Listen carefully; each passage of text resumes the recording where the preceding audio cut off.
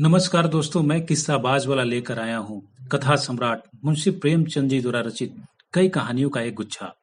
दोस्तों, अगर हमारी कहानी आपको पसंद आए तो इसे लाइक, सब्सक्राइब और शेयर जरूर करें। तो आइए बिना देर किए शुरू करते हैं हम आज की कहानी। कहानी का शीर्षक है महातीर्थ। मुंशी इंद्रमणि की आमदनी कम थी और खर्च ज्यादा। अपने बच्चे के लिए दाई का खर्च न उठा सकते थे, लेकिन एक तो बच्चे की सेवा शुश्रूषा की फिक्र और दूसरे अपने बराबर वालों से हेठे बनकर रहने का अपमान इस खर्च को सहने पर मजबूर करता था।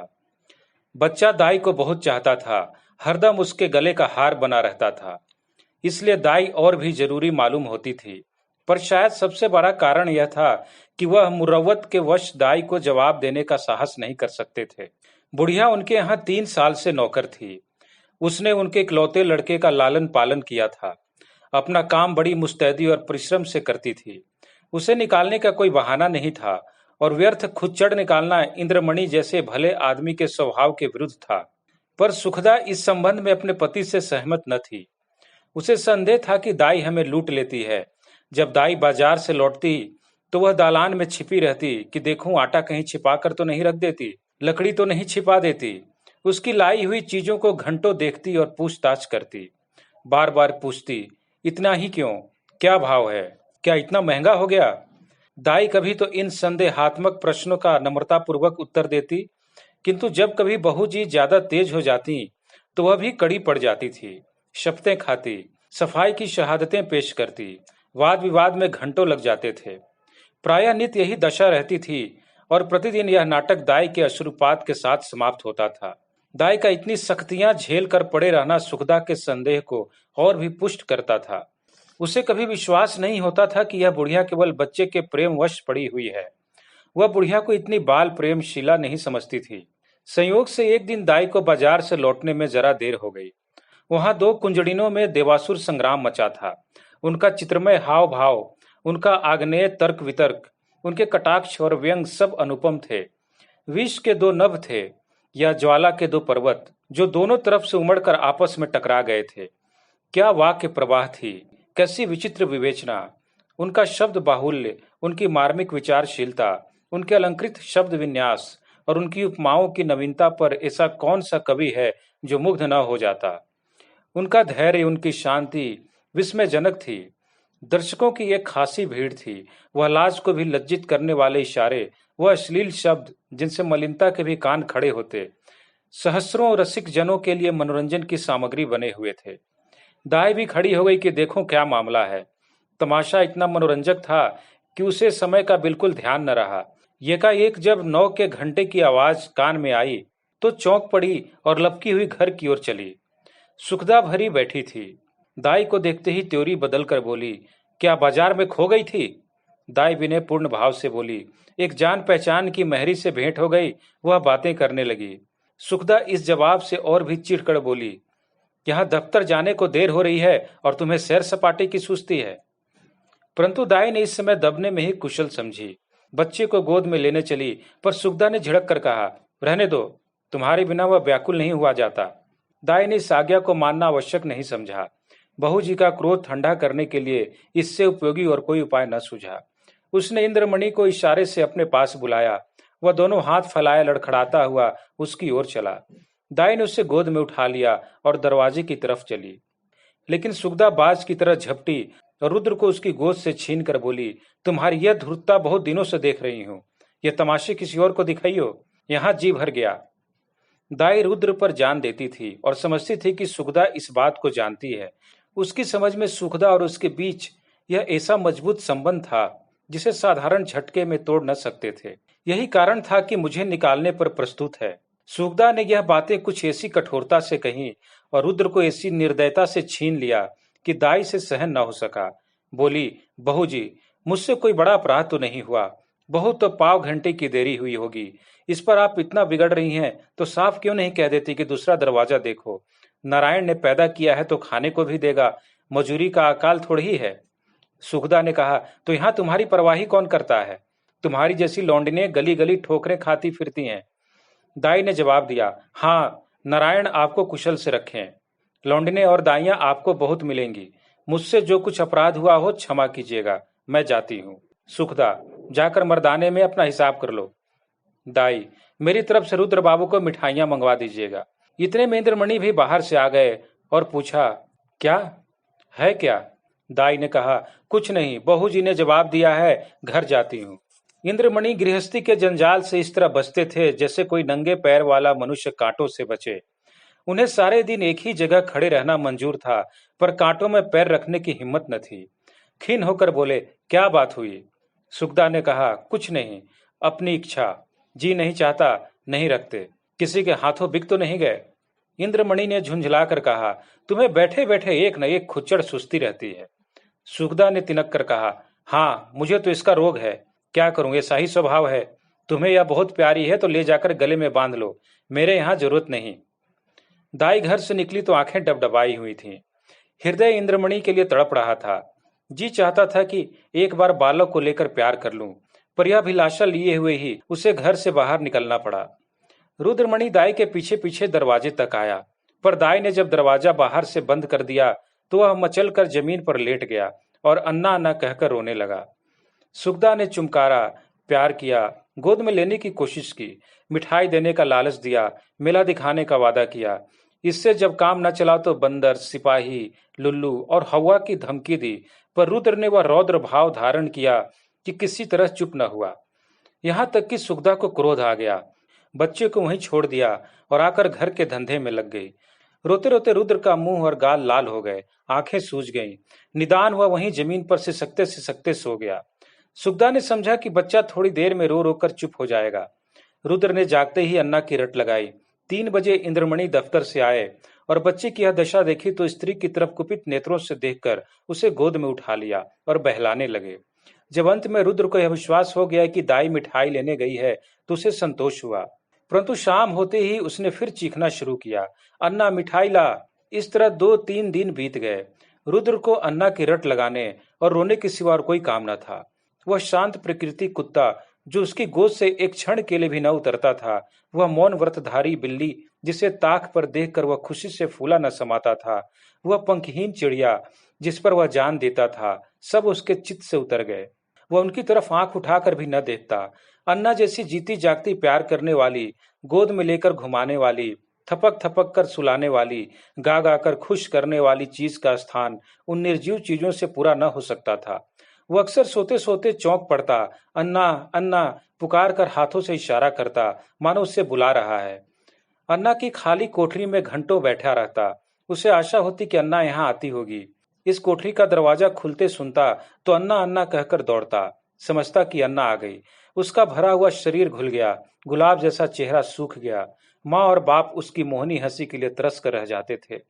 यदि बहुत गुदगुदाने या छेड़ने से हंसता भी तो ऐसा जान पड़ता था कि दिल से नहीं हंसता, केवल दिल रख लेने के लिए हंस रहा है। उसे अब दूध से प्रेम न था, न मिश्री से, न मेवे से, न मीठे बिस्कुट से, न ताजी इमरती से। उनमें मजा तब था जब अन्ना अपने हाथों से खिलाती थी। अब उनमें मजा नहीं था। 2 साल का लहलहाता हुआ सुंदर पौधा मुरझा गया। वह बालक जिसे गोद में उठाते ही नरमी, गर्मी और भारीपन का अनुभव होता था, अब सूख कर कांटा हो गया। सुखदा अपने बच्चे की यह दशा देखकर भीतर ही भीतर कुढ़ती, अपनी मूर्खता पर पछताती। इंद्रमणि जो शांति प्रिय आदमी थे, अब बालक को गोद से अलग न करते थे। उसे रोज साथ हवा खिलाने ले जाते थे, नित नए खिलौने लाते थे, पर मुरझाया हुआ पौधा किसी तरह भी न पनपता था। दाई के लिए संसार की सूर्य थी। उस स्वाभाविक गर्मी और प्रकाश से वंचित रहकर हरियाली को बाहर कैसे देखता। दाई के बिना उसे अब चारों ओर सन्नाटा दिखाई देता था। दूसरी अन्ना तीसरे ही दिन रख ली गई थी, पर रुद्र उसकी सूरत देखते ही मुंह छिपा लेता था, मानो वह कोई डायन और चुड़ैल हो। प्रत्यक्ष रूप में दाई को न देखकर रुद्र अब उसकी कल्पना में मग्न रहता। वहां उसकी अन्ना चलती फिरती दिखाई देती थी।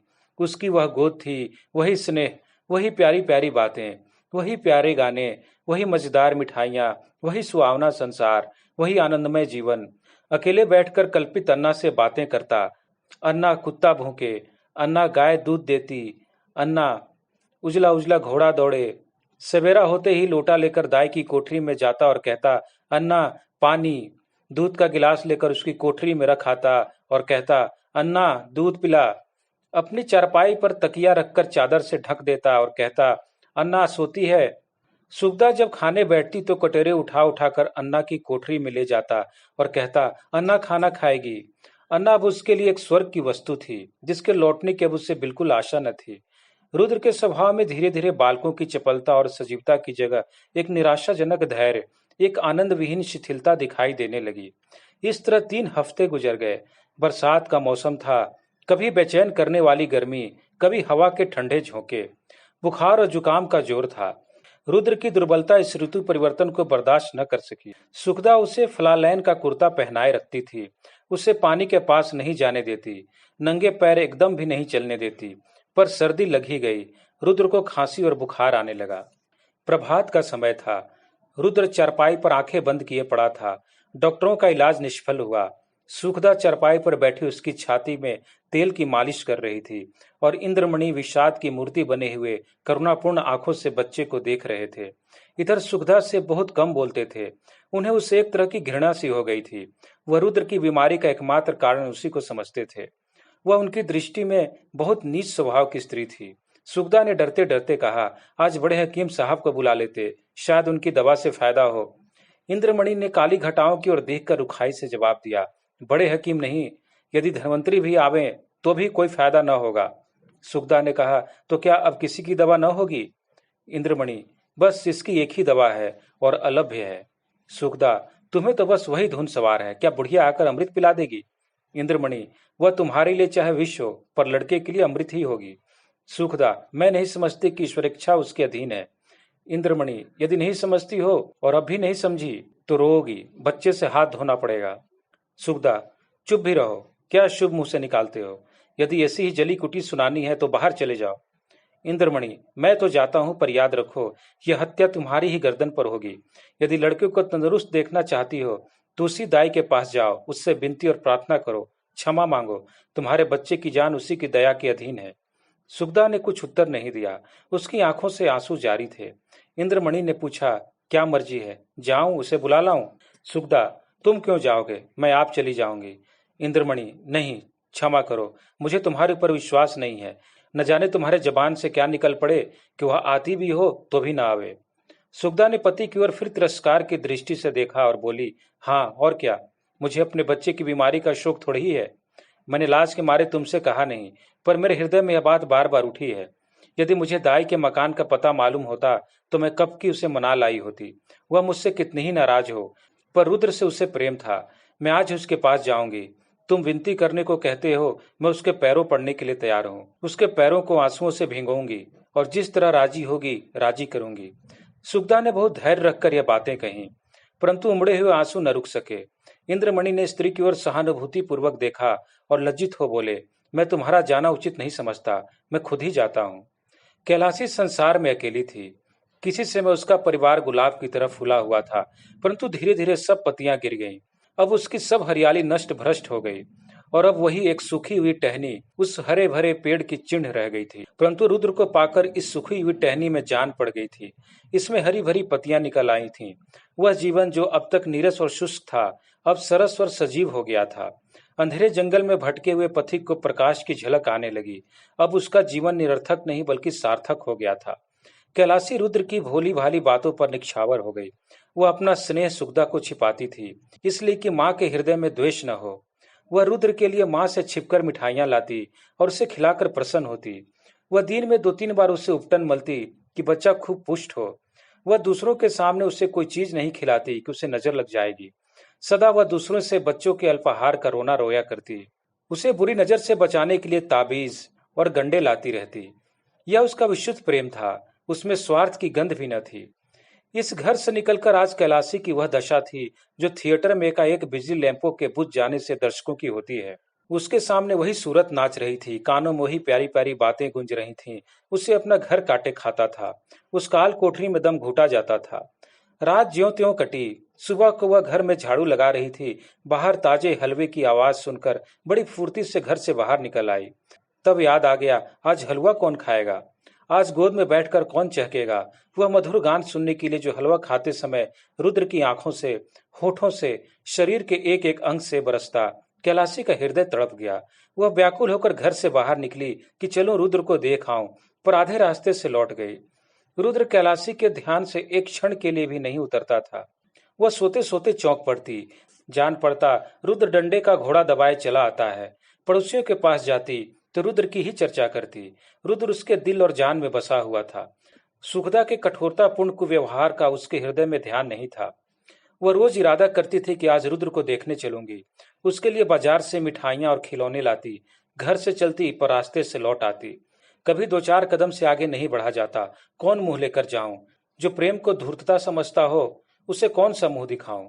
कभी सोचती यदि रुद्र मुझे न पहचाने तो? बच्चों के प्रेम का ठिकाना ही क्या, नई दाई से हिल मिल गया होगा। यह ख्याल उसके पैरों पर जंजीर का काम कर जाता था। इस तरह 2 हफ्ते बीत गए। कैलाशी का जी उछटा रहता, जैसे उसे कोई लंबी यात्रा करनी हो। घर की चीजें जहां की तहां पड़ी रहती। न खाने की शुद्धि थी न कपड़े की। रात दिन रुद्र के ही ध्यान में डूबी रहती थी। संयोग से इन्हीं दिनों बद्रीनाथ की यात्रा का समय आ गया। मोहल्ले के कुछ लोग यात्रा की तैयारियां करने लगे। कैलाशी की दशा इसमें उस पालतू चिड़िया की सी थी जो पिंजरे से निकलकर फिर किसी कोने की खोज में हो। उसे विस्मृति का यह अच्छा अवसर मिल गया। यात्रा के लिए तैयार हो गई। आसमान पर काली घटाएं छाई हुई थीं और हल्की हल्की फुहारें पड़ रही थीं। दिल्ली स्टेशन पर यात्रियों की भीड़ थी। कुछ गाड़ियों पर बैठे थे, कुछ अपने घर वालों से विदा हो रहे थे। चारों तरफ एक हलचल सी मची थी। संसार माया आज भी उन्हें जकड़े हुए थी। कोई स्त्री को सावधान कर रहा था कि धान कट जावे तो तालाब वाले खेत में मटर बो देना और बाग के पास गेहूं। कोई अपने जवान लड़के को समझा रहा था असामियों पर बकाया लगान की नालिश में देर न करना और 2 रुपए सैकड़ा सूद जरूर काट लेना। एक बूढ़े व्यापारी महाशय अपने मुनीम से कह रहे थे कि माल आने में देर हो तो खुद चले जाइएगा और चलतू माल लीजिएगा, नहीं तो रुपया फंस जाएगा। पर कोई कोई ऐसे श्रद्धालु मनुष्य भी थे जो धर्म मग्न दिखाई देते थे। वे या तो चुपचाप आसमान की ओर निहार रहे थे या माला फेरने में तल्लीन थे। कैलाशी भी एक गाड़ी में बैठी सोच रही थी, इन भले आदमियों को अब भी संसार की चिंता नहीं छोड़ती। वही बनीज व्यापार, लेन देन की चर्चा। रुद्र इस समय यहाँ होता तो बहुत रोता, मेरी गोद से कभी न उतरता। लौटकर उसे अवश्य देखने जाऊंगी। या ईश्वर, किसी तरह गाड़ी चले, गर्मी के मारे जी व्याकुल हो रहा है। इतनी घटा उमड़ी हुई है किंतु बरसने का नाम नहीं लेती। मालूम नहीं रेल वाले क्यों देर कर रहे हैं। झूठ मूठ इधर उधर दौड़ते फिरते हैं। यह नहीं कि झटपट गाड़ी खोल दें, यात्रियों की जान में जान आए। एकाएक उसने इंद्रमणि को बाइसाइकिल लिए प्लेटफॉर्म पर आते देखा। उसका चेहरा उतरा हुआ और कपड़े पसीने से तर थे। वह गाड़ियों में झांकने लगे। कैलाशी केवल यह जताने के लिए कि मैं भी यात्रा करने जा रही हूँ, गाड़ी से बाहर निकल आई और इंद्रमणि उसे देखते ही लपक कर करीब आ गए और बोले, क्यों कैलाशी, तुम भी यात्रा को चली? कैलाशी ने सगर्व दीनता से उत्तर दिया, हाँ, यहाँ क्या करूं, जिंदगी का कोई ठिकाना नहीं, मालूम नहीं कब आंखें बंद हो जाए। परमात्मा के यहाँ मुंह दिखाने का भी तो कोई उपाय होना चाहिए। रुद्र बाबू अच्छी तरह हैं? इंद्रमणि, अब तो जा ही रही हो, रुद्र का हाल पूछकर क्या करोगी, उसे आशीर्वाद देती रहना। कैलाशी की छाती धड़कने लगी। घबरा कर बोली, उनका जी अच्छा नहीं है क्या? इंद्रमणि, वह तो उसी दिन से बीमार है जिस दिन तुम वहां से निकली। 2 हफ्ते तक उसने अन्ना अन्ना की रट लगाई। अब 1 हफ्ते से खांसी बुखार में पड़ा है। सारी दवाइयां करके हार गया, कुछ फायदा न हुआ। मैंने सोचा था कि चलकर तुम्हारी अनुनय विनय करके लिवा आऊंगा। क्या जाने तुम्हें देखकर उसकी तबीयत संभल जाए, पर तुम्हारे घर पर आया तो मालूम हुआ कि तुम यात्रा करने जा रही हो। अब किस मुंह से चलने को कहूँ? तुम्हारे साथ सलूक ही कौन सा अच्छा किया था जो इतना साहस करूं? फिर पुण्य कार्य में विघ्न डालने का डर भी है। जाओ, उसका ईश्वर मालिक है। आयु शेष है तो बच ही जाएगा, अन्यथा ईश्वर गति में किसी का क्या वश। कैलाशी की आंखों के सामने अंधेरा छा गया। सामने की चीजें तैरती हुई मालूम होने लगी। हृदय भावी अशुभ की आशंका से दहल गया। हृदय से निकल पड़ा, या ईश्वर, मेरे रुद्र का बाल बांका न हो। प्रेम से गला भर आया। विचार किया, मैं कैसी कठोर हृदया हूँ। प्यारा बच्चा रो रो कर हलाकान हो गया है और मैं उसे देखने तक नहीं गई। सुखदा का स्वभाव अच्छा नहीं, न सही, किंतु रुद्र ने मेरा क्या बिगाड़ा था कि मैंने माँ का बदला बेटे से लिया। ईश्वर, मेरा अपराध क्षमा करो। प्यारा रुद्र मेरे लिए हुड़क रहा है। इस ख्याल से कैलाशी का कलेजा महसूस उठा और आंखों से आंसू बह निकले। मुझे क्या मालूम था कि उसे मुझसे इतना प्रेम है। नहीं मालूम बच्चे की क्या दशा है। भयातुर हो बोली, दूध तो पीते हैं ना? इंद्रामणि, तुम दूध पीने की कहती हो? उसने 2 दिन से आंखें तक नहीं खोली। कैलाशी, यह मेरे परमात्मा, अरे कुली कुली बेटा, आकर मेरा सामान गाड़ी से उतार दे। अब मुझे तीरथ जाना नहीं सूझता। हाँ बेटा, जल्दी कर। बाबूजी, देखो कोई एका हो तो ठीक कर लो। एक्का रवाना हुआ। सामने सड़क पर बघियां खड़ी थीं। घोड़ा धीरे धीरे चल पड़ा। कैलाशी बार बार झुंझलाती थी और एक्का वान से कहती थी, बेटा जल्दी कर, मैं तुझे कुछ ज्यादा दे दूंगी। रास्ते में मुसाफिरों की भीड़ देखकर उसे क्रोध आता था। उसका जी चाहता था कि घोड़े के पर लग जाते। लेकिन इंद्रमणि का मकान करीब आ गया तो कैलाशी का हृदय उछलने लगा। बार बार हृदय से रुद्र के लिए शुभ आशीर्वाद निकलने लगा। ईश्वर करे सब कुशल मंगल हो। एका इंद्रमणि के गली की ओर मुड़ा। अकस्मात कैलाशी के कान में रोने की ध्वनि पड़ी। कलेजा मुंह को आ गया। सिर में चक्कर आ गया। मालूम हुआ नदी में डूब जाती हूँ। जी चाहा कि एक्के पर से कूद पड़ूं, पर थोड़ी ही देर में मालूम हुआ कि कोई स्त्री मैके से विदा हो रही है। संतोष हुआ। अंत में इंद्रमणि का मकान आ पहुंचा। कैलाशी ने डरते डरते दरवाजे की तरफ ताका, जैसे कोई घर से भागा हुआ अनाथ लड़का शाम को भूखा प्यासा घर आए। दरवाजे की ओर सटकी हुई आंखों से देखे कि कोई बैठा तो नहीं है। दरवाजे पर सन्नाटा छाया हुआ था। महाराज बैठा सुरती मल रहा था। कैलाशी को जरा ढाढ़स हुआ। घर में बैठी तो नई दाई पुलटिस पका रही थी। हृदय में बल का संचार हुआ। सुखदा के कमरे में गई तो उसका हृदय गर्मी के मध्याकाल से सदृश कांप रहा था। सुखदा रुद्र को गोद में लिए दरवाजे की ओर एकटक ताक रही थी। शोक और करुणा की मूर्ति बनी थी। कैलाशी ने सुखदा से कुछ नहीं पूछा। रुद्र को उसकी गोद से ले लिया और उसकी तरफ सजल नयनों से देखकर कहा, बेटा रुद्र, आंखें खोलो। रुद्र ने आंखें खोली। क्षण भर दाई को चुपचाप देखता रहा। तब एकाएक दाई के गले से लिपट कर बोला, अन्ना आई, अन्ना आई। रुद्र का पीला मुरझाया चेहरा खिल उठा, जैसे बुझते हुए दीपक में तेल पड़ जाए। ऐसा मालूम हुआ मानो वह कुछ बढ़ गया है। एक हफ्ता बीत गया। प्रातः काल का समय था। रुद्र आंगन में खेल रहा था।